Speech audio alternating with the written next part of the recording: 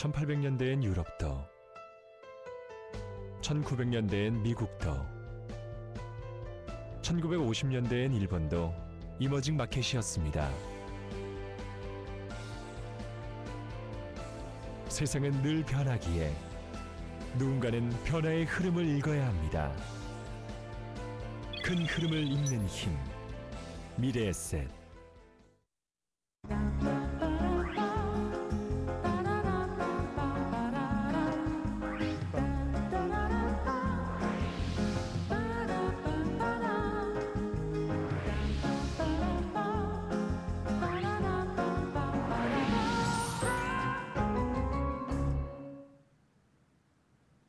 안녕하세요. 편안한 마음 풍요로운 미래를 꿈꾸는 러브에이지의 이민주입니다.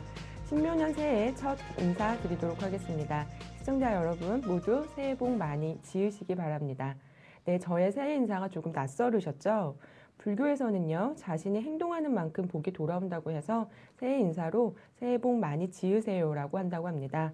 저도 올해에는 복을 그냥 기다리기만 하는 것이 아니라 좋은 행동, 좋은 생각 많이 하면서 스스로 복을 만드는 한 해를 보내려고 합니다. 여러분들도 저와 함께 해보시는 건 어떨까요? 네, 새해에도요, 좋은 정보 전해주실 분 모셨습니다. 미래에셋 생명 광화문 지점의 김진석 점장 나와 계십니다. 점장님 안녕하세요. 네, 안녕하세요. 네, 점장님 시청자 여러분들께 새해 인사 부탁드립니다. 아, 그럴까요? 예, 새해 복 많이 받으시라고 저는 하겠습니다. 새해 복 많이 받으십시오. 네. 아, 그러고 보니까요. 네. 올해가 무슨 띠인지 잘 아시죠? 네. 신묘년이라고 하셨는데. 네, 토끼띠죠. 그죠? 네. 혹시 작년은 무슨 띠인지 기억하십니까? 작년에요? 작년은 네. 호랑이띠. 네, 맞습니다. 호랑이띠 중에서도 하얀 호랑이띠라고 많이 얘기하죠. 네. 그래 가만히 보니까 이게 토끼에게 쫓겨서 호랑이가 도망가는 그런 형상이 생각납니다. 그렇게 한 해가 시작되죠. 아이러니지 않습니까? 나약한 토끼가 어떻게 호랑이를 쫓아낼까요? 사실 좀처럼 그림이 그려지지 않습니다. 네. 그런데요. 이런 내용으로 새해 인사를 제가 넣었었거든요. 그랬더니 한 분께서 이렇게 답을 주셨네요. 토끼의 순함이 호랑이의 용맹함을 이기는 법이다라고요. 네. 가만히 들으니까 이게 굉장히 명답이더라고요. 그렇네요. 토끼는 예로부터 그 꾀보 이렇게 불렸지 않습니까? 다시 말하면 지혜의 상징입니다. 지혜가 힘을 이긴다는 이치를 설명하는 것이 아닌가 그런 생각이 들었습니다. 이 사실 보험도 그렇습니다. 이 보험이라는 게 적금이라든가 펀드 같은 이런 상품 아닙니다. 저축과 투자가 굉장히 공격적인 그런 성향을 지닌 상품이라고 한다 그러면 보험은 소극적인 방어를 하는 그런 상품이죠. 하지만 여기에 인생을 살아가는 지혜가 담겨져 있다라고 생각을 합니다. 조금의 힘으로 큰 힘을 이기는 것, 지렛대의 원리랑 비슷하지 않을까 싶습니다. 조그마한 힘으로 어떤 큰 물건을 들어 올리는 거예요. 인생에서 큰 어려움을 이겨내는 힘은요. 저축과 투자라기보다는 어떻게 보면 가장 지혜롭게 보험을 활용하는 것이 아닐까라는 그런 생각이 듭니다. 네. 네, 저도 지난 한 해 러브에이지를 진행하면서요. 보험의 중요성이나 필요성, 효율성 등을 많이 느꼈던 것 같습니다. 네, 지점장님 올 한 해도요. 보험에 관한 좋은 정보 계속해서 부탁드리겠습니다. 네, 그럴까요? 네. 사실 그렇지만 그 금융업에서 보면요. 보험업이라고 하면 은행이나 증권업 이런 데에 비해서 좀 서자 같은 느낌이 드는 것도 사실입니다. 네. 이 같은 영업을 한다고 할지라도요. 은행에서 영업을 한다 그러거나 증권사에서 영업을 한다라고 할 때보다 보험사에서 영업을 한다라고 하면요. 부딪히는 장벽이 좀 큰 게 사실이죠. 가장 먼저 부딪히는 장벽이 아마 가족들로부터 부딪히는 그런 어떤 반대 같은 거 그런 게 아닐까 싶습니다. 지금은 크게 성공한 FC인데요. 처음에 FC를 해보라고 하는 권유를 제가 한 6년 전쯤에 드린 적이 있었거든요. 네. 그랬더니만 이 친구가 제가 그런 거 할 사람입니까? 라는 그런 반응을 사실 보이더라고요. 네. 물론 지금은 저한테 굉장히 독특하게 은인으로 대접을 받고 있습니다. 그런데 왜 이런 선입관이 있는 걸까요? 사실 한 20년 전쯤에 보험에 처음 들어와서 지금까지 보내면서 내린 결론인데요. 우리나라에 보험 산업이 들어오면서부터 어떤 첫 단추가 좀 잘못 그어져서 그런 게 아닌가라는 생각을 많이 합니다. 지금은 전문가로 인정받고 있는 어떤 의사라고 하는 분들 있잖아요. 의사분들도요. 네. 조선시대에는 사실 중인 신분이었잖아요. 그래서 오래전 드라마이긴 하는데 허준이라는 드라마가 있었죠. 만약에 그 허준이라고 하는 분이 출생 시기나 부모의 신분, 어쩌면 성장 환경 이런 것 때문에 큰 어려움을 겪는 모습들이 초반에 나오게 됩니다.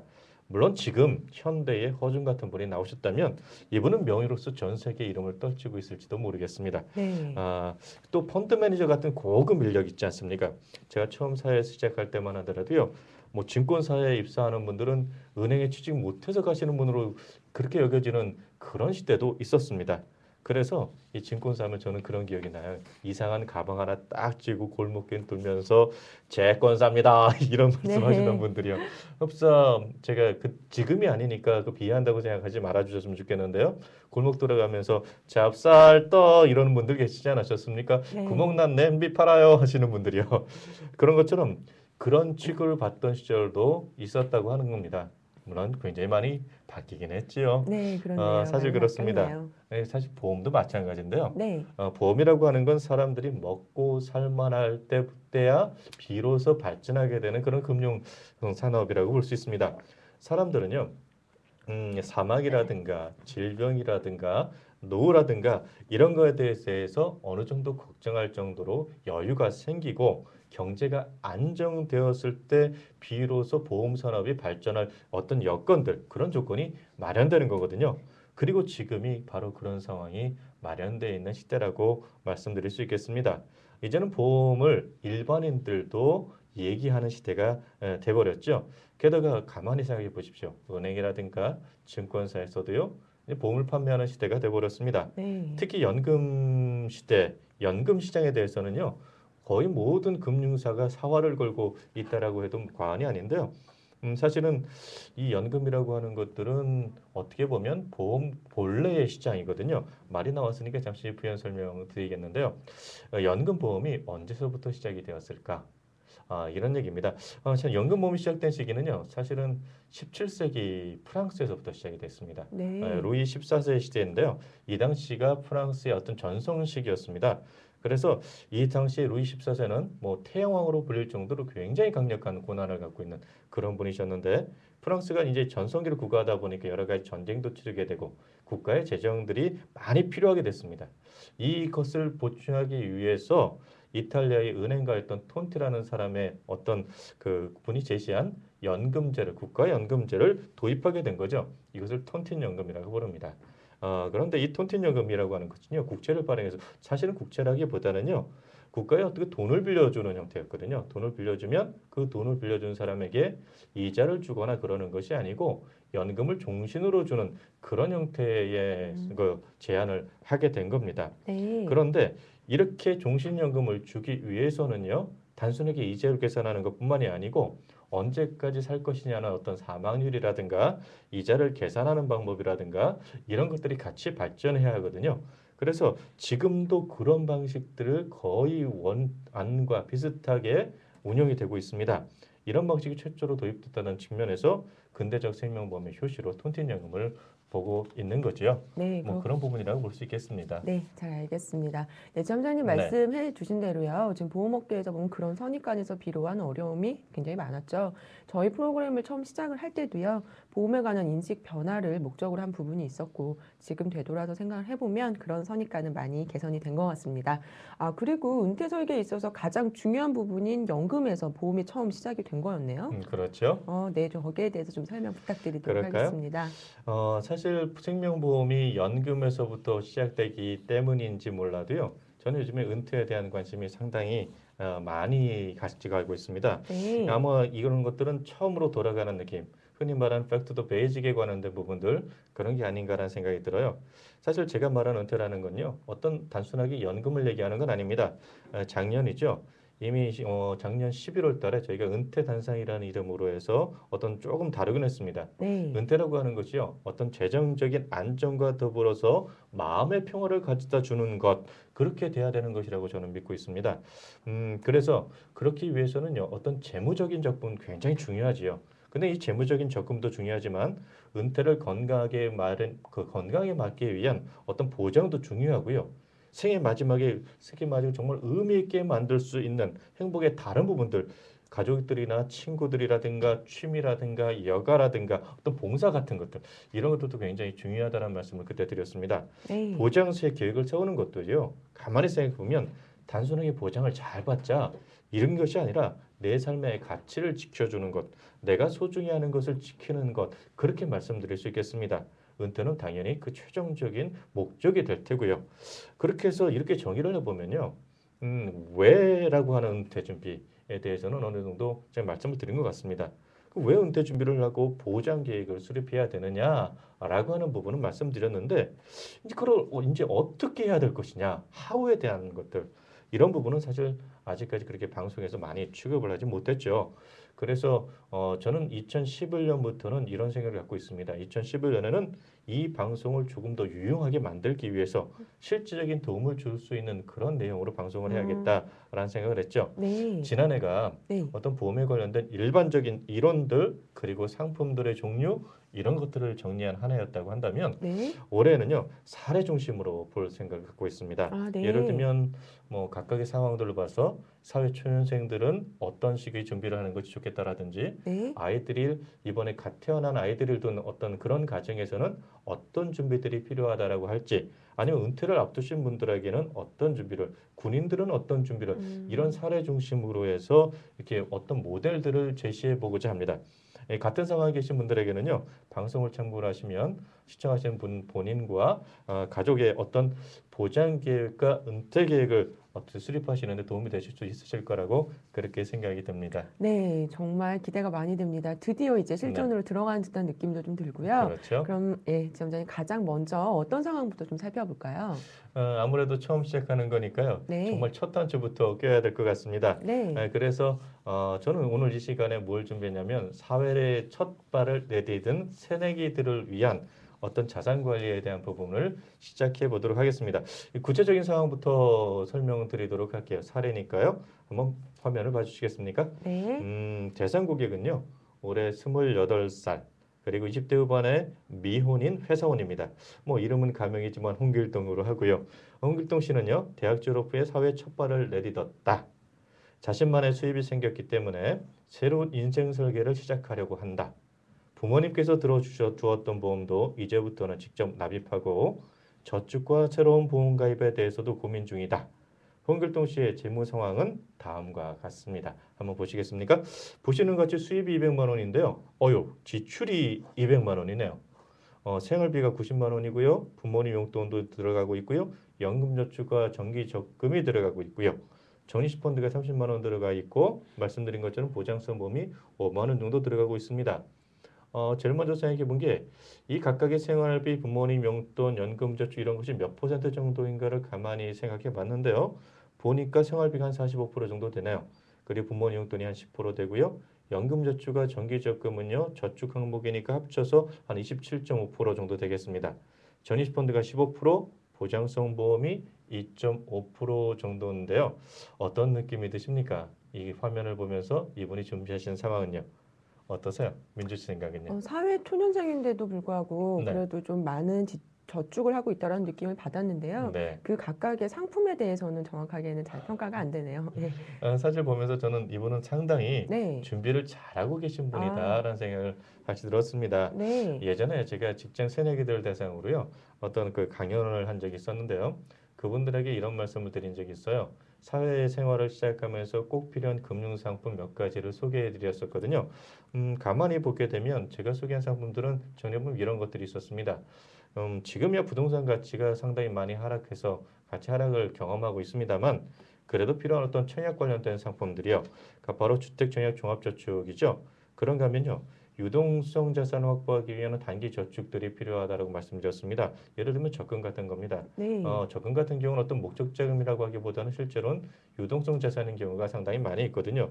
그 실제적으로 투자가 되는 것, 본격적인 투자가 되는 건요. 그 이후에 5년 이상의 상품들, 예를 들면 펀드라든가 좀 더 긴 안목을 가지고 접근하셔야 되는 뭐 장기 투자 상품들, 변액보험 같은 것들입니다. 네. 이런 것들 거기에다가 절세를 위한 연금저축 그리고 굉장히 필수죠. 이 보장성 보험 이런 것들이 사회 새내기로서 기본적으로 준비해야 되는 거라고 말씀 드렸었는데요. 오늘 이 상황에서 이분이 거의 그 틀에 맞춰서 거의 가입되어 있는 그런 상황이십니다. 네. 사실 보험에서 리모델링이라는 말을 가끔가다 쓰거든요. 근데 보험에 대해서도 리모델링이 필요한 것처럼 금융자산에 대해서도 리모델링이 필요합니다. 그리고 이런 것을 저희는 자산 리모델링이라고 표현을 하고 있고요. 많은 분들이 말하는 재무 설계에 관련된 그런 내용이라고 말씀드릴 수 있습니다. 하지만 이 자산 리모델링은요, 그 근저에 리스크 매니지먼트라고 하는 보장 설계가 우선이 된다라고 하는 것들도 반드시 잊지 않아 주셨으면 좋겠습니다. 그래서 이 화면에 보셨던 것처럼 홍길동 씨의 자산과 보장에 대한 리모델링 차원에서 접근해 보도록 하지요. 시간 관계상 먼저 보험편을 먼저 좀 자세하게 들여다보도록 하겠습니다. 네. 이제는 사실 많은 분들께서요, 어떤 보험이 좋다라는 이런 생각들 많이 갖고 계신 것 같아요. 네. 민주 씨께서는요, 네. 어떤 보험이 좋은 보험이라고 생각하십니까? 저 같은 경우는 네. 보장도 좋고 네. 수익성도 좋은 보험이 아닐까 생각하는데요. 네, 예, 어떤 보험이 정말 좋은 보험인가요? 좋은 보험이요. 네. 이제 많은 분들도 사실 뭐 이제 전문가가 아니신 분들도요, 어떤 보험이 좋다라는 생각을 많이들 하고 계십니다. 예를 들어서 뭐 좋은 보험의 조건 많이 들으시는 얘기가 3 플러스 알파라는 겁니다. 여기서 3라고 하는 건요, 네. 보장의 범위, 크기, 네. 기간, 알파는 비용, 그래서 보장의 범위와 크기와 기간, 거기에다가 비용까지 저렴한 그런 것들이 좋은 보험이다. 뭐 이제 상식이 돼버리는 그런 이야기지요. 네. 그런데 과연 정말 그것이 좋은 보험의 조건일까요? 아니면 다른 보험들 예를 들면요, 보장 범위도 한정돼 있고 보장 기간도 짧고 보장의 크기도 얼마 안 된다면 나쁜 보험일까요? 사실 그렇지 않습니다. 사실 보험이라는 보험은요, 나에게 맞느냐 맞지 않느냐가 있을 뿐이지 어떤 보험이 나한테 이거는 무조건 좋은 보험이고 이것은 그렇게 좋지 않은 보험이다, 이런 거 구분하기는 만만치 않습니다. 예를 들어 볼까요? 네. 여행자 보험이라는 게 있죠. 네. 네, 여행자 보험이요. 여행자 보험 보시다시피 보장의 기간이 여행 기간까지 되는 거니까 굉장히 짧은 보험입니다. 예, 맞아요. 여행자에게 그게 나쁜 보험입니까? 정말 필요한 보험일 것 같은데요. 또 범위로만 두더라도 모든 것을 다 보장하는 것이 아니고 네. 거의 상해 중심으로 되어 있습니다. 여행 기간에 일어날 수 있는 그런 부분에 대한 보장하는 거거든요. 네. 보장의 범위도 제한적입니다. 그렇다면 나쁜 걸까요? 굉장히 도움이 될 것 같은데요. 맞습니다. 다시 말씀드린 것처럼 내가 목적한 거에 맞춰져 있는 거라면, 내 상황에 맞는 거라면 그것은 좋은 보험이고요. 네. 그렇지 않다라 그러면 그 보험은 리모델링의 대상이 되는 보험이다라고 말씀드릴 수 있겠습니다. 예를 들면요, 택시 운전사에게 상해보험 정말 최적의 상품이라고 말씀드릴 수 있겠죠. 군인에게도 마찬가지고요. 하지만 일반적으로 일반인들에게는요, 보통 사람들에게는 지금 말씀드린 것처럼 범위라든가 크기라든가 기간이라든가 여기에 비용까지 생각하는 것들이 일반적으로 좋은 보험일 수밖에 없겠고요. 오늘의 경우로 한번 들어가 볼까요? 이 네. 홍길동 씨가 가입한 보험 사항입니다.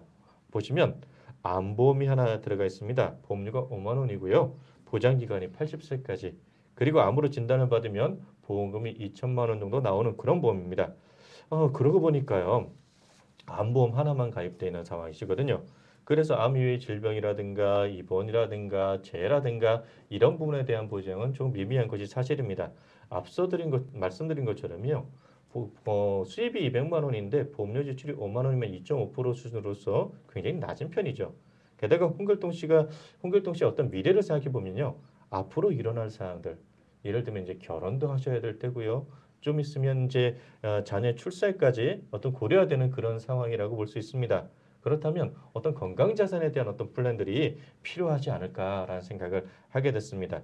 그리고 20대라면 20대의 가장 중요한 사망 원인이 사실은 질병으로 돌아가시는 것은 아니고요. 재해를 통해서 돌아가시는 케이스가 20대는 좀 큽니다. 그래서 네. 재해에 대한 부분들, 그리고 질병 중에서 암이라든가 이런 어떤 주요 질병들이 있지 않습니까? 심장 질환이라고 할지, 뇌 관련된 그런 질환이라고 할지, 그런 부분에 대한 준비가 우선일 것 같습니다.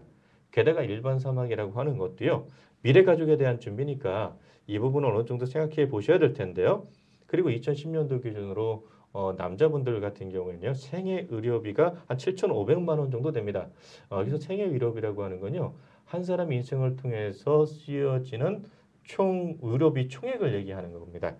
그런데 20, 30대에는 일반적으로 그 생애 의료비의 8.4% 정도가 쓰여지게 되어 있거든요. 특히 20대라면요, 가장 유리한 조건이 있습니다. 비용적인 측면에서 30대라든가 40대라든가 50대보다 상당히 낮은 비용으로 접근이 가능하다라고 하는 거죠. 네. 그래서 현재 수준에서도 상당히 좋은 조건으로 좋은 보장을 받을 수 있게 되어 있습니다. 이런 전제를 가지고 한번 접근해 보도록 하겠습니다. 네, 이제 네. 전제는 마련이 되었고요. 이제는 예. 실제적인 계획을 짜봐야 할 텐데요. 네. 가장 먼저 무엇을 시작을 해야 될까요? 가장 먼저 시작해야 될 것은 이런 겁니다. 네, 가장 조금 오늘 라이프 사이클을 그려가면서 하는 게 좋겠습니다만 그 이전에 해야 되는 건요. 보장의 우선순위를 정하는 것이다. 라는 거 기억하시기 바랍니다. 네, 첫 번째는 보장의 우선순위를 정한다. 네, 라는 거죠. 아까 좋은 보험의 일반적인 형태가 3 플러스 알파다. 이렇게 말했습니다. 보장의 범위, 크기, 기간, 비용 이런 거에 대한 말씀을 드렸는데요. 가장 먼저 고려해야 될 게 과연 뭘까요? 사실 범위나 크기나 기간 중에 하나일 거라고 생각하시는 분이 많으세요. 아닙니다. 그게 아니고 쉽지만 사실은 비용입니다. 아, 네, 넓을수록 클수록 그리고 길수록 좋다고 생각해서 되도록 넓게 길게 크게 이렇게 하다가 내 수입의 범위를 넘어갈 수가 있습니다. 이 사실 보험 말고도요. 우리에겐 달성해야 될 어떤 재무적인 목표들이 있습니다. 당연히 보장은 비용이기 때문에 낮을수록 좋거든요. 그러면서 효율성이 높아야 되는 거지요. 네, 잘 아시죠? 최대의 효과를 내기 위해서 가장 좋은 건 최소의 비용을 쓰는 거라고 하는 거예요. 그렇다면 비용은 어느 선에서 하는 것이 가장 적절할까요? 많은 분들이 보장은 보통 일반적으로 소득의 8%에서 12% 또는 10% 이런 말씀들을 많이 하십니다. 이건 사실 근데 일반적인 케이스다라는 거죠. 실제로는 소득 규모랑 관련이 되어 있습니다. 소득이 많은 분이라면요. 예를 들면 10억 정도의 종신 보장을 받더라도 소득이 1%가 안 되시는 그런 분들도 계시고요. 반대로 소득이 적으신 분들은요. 3천만 원 정도의 보장을 받더라도 소득이 20-30%가 돼버리시는 그런 분들도 있습니다. 그렇기 때문에 천편일률적으로 소득의 8%에서 11% 이런 것을 정하기보다는요. 어느 정도의 어떤 기준선 보장의 기준선을 정해놓는 것이 어떻게 보면 가이드라인이라고 볼 수 있겠는데요. 네, 그런 걸 정해놓은 상태에서 내 보장을 비교해 보는 것이 필요하지 않을까라는 생각이 듭니다. 그리고요.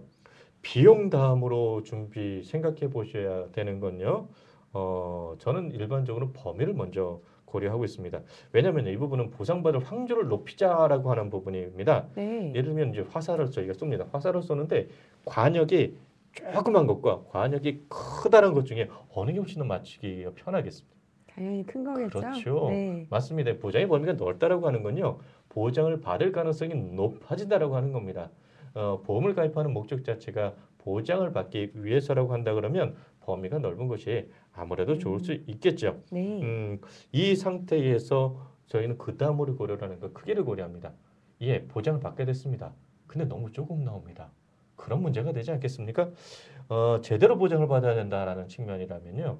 어떻게 보면 보장의 크기가 고려되어야 된다라는 거죠. 다 보장해 드립니다. 그런데 보험금 요거밖에 안 됩니다. 이래 버리면 곤란하다는 거죠. 실제적으로 커다란 보험을 가입하는 의미를 상실해 버릴 수 있겠습니다. 그래서 크기가 중요해지는 거죠. 물론 크기도 연령 따라 다릅니다. 일반 사망의 경우, 가장의 경우, 아이가 어릴 경우 이렇게 보장 금액이 커야 되고요. 왜 커야 되냐면 이럴 경우에 가장이 잘못됐을 때 받는 타격이 크기 때문이죠. 근데 아이들이 장성해서 독립을 다 했습니다. 이제 내가 책임져야 될 사람이 없습니다. 이럴 경우에 보장 금액이 줄어들어도 좋습니다.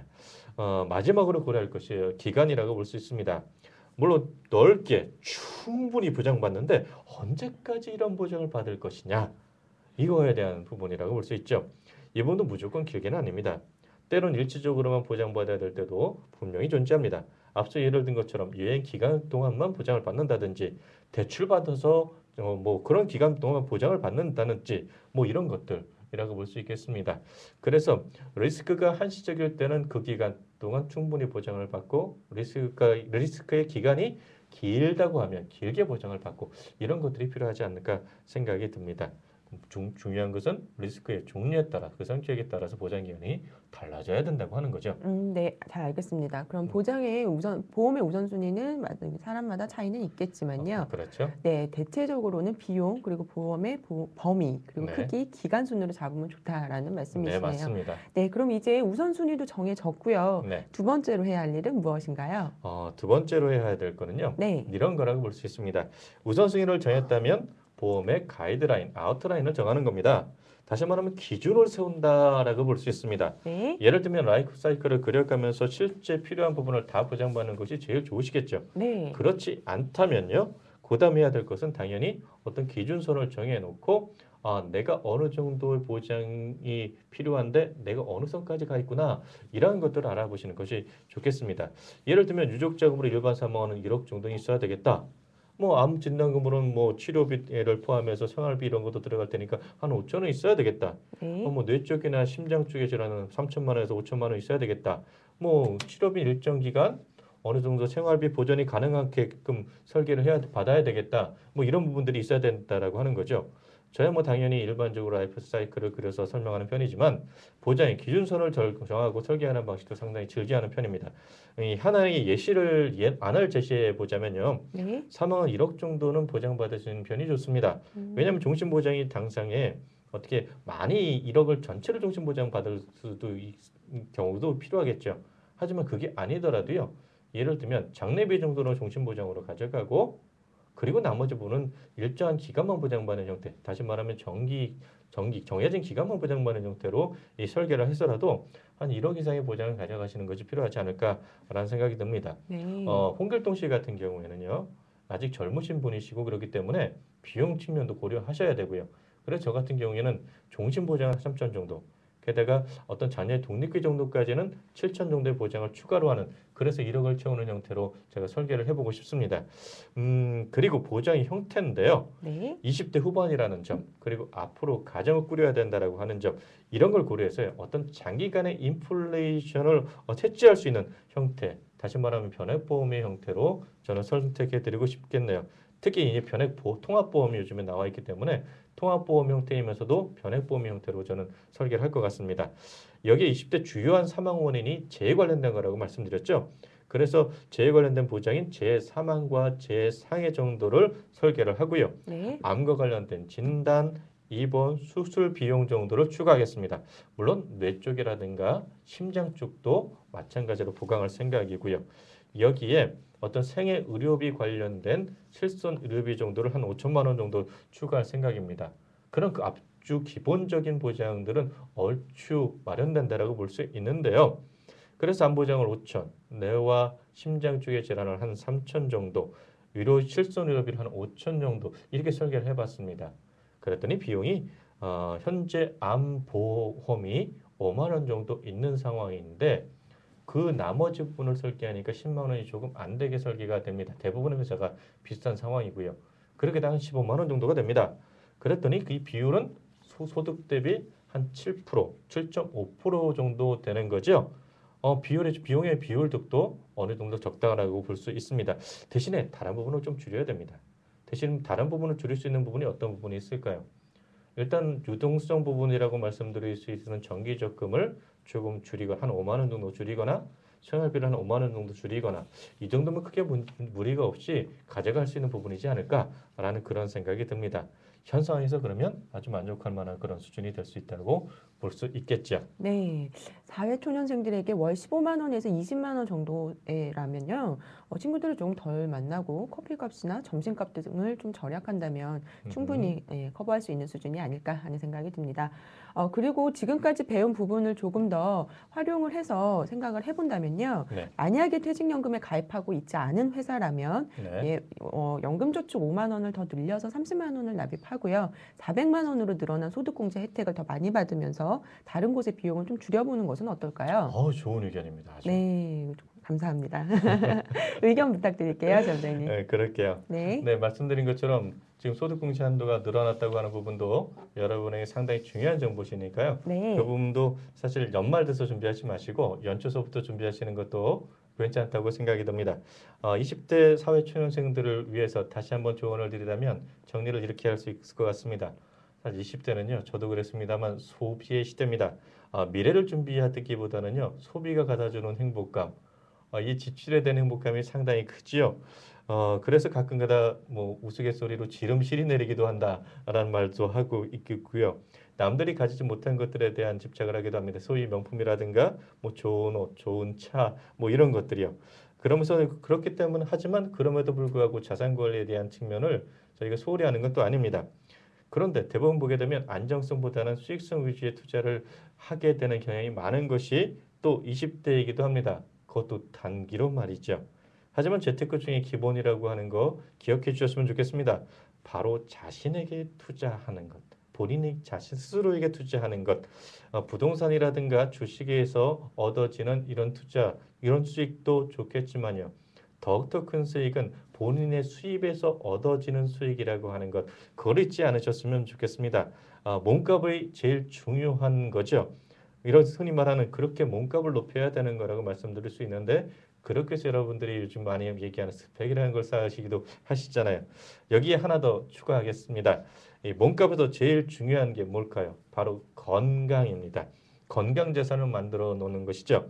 이런 거를 건물로 따지면 기초공사에 해당되는 거라고 말씀드릴 수 있습니다. 기초공사가 튼튼하면 당연히 높은 건물을 쌓을 수가 있죠. 20대의 꿈, 희망, 비전을 위해서 기초공사 튼튼히 하시기를 바랍니다. 건강재산이 정말 중요합니다. 네, 잘 들었습니다. 연초에 자산관리 계획을 세우고 있는 사회초년생들에게 굉장히 큰 도움이 되었을 것 같습니다. 예, 점장님 오늘도 좋은 정보 전해주셔서 너무 감사드리고요. 저희는 2주 후에 다시 뵙도록 하겠습니다. 오늘 감사합니다. 네, 고맙습니다. 네, 오늘 저희 러브에이지에서 준비한 소식은 여기까지입니다. 앞으로도요, 여러 가지 상황에 맞는 보험 설계 예시를 전해드릴 예정이니까요. 늘 함께 해주시기 바랍니다. 추운 날씨에 감기로 고생하시는 분들 많습니다. 건강 조심하시고요. 저희는 다음 주 이 시간에 다시 찾아뵙도록 하겠습니다. 시청해주신 여러분 감사합니다.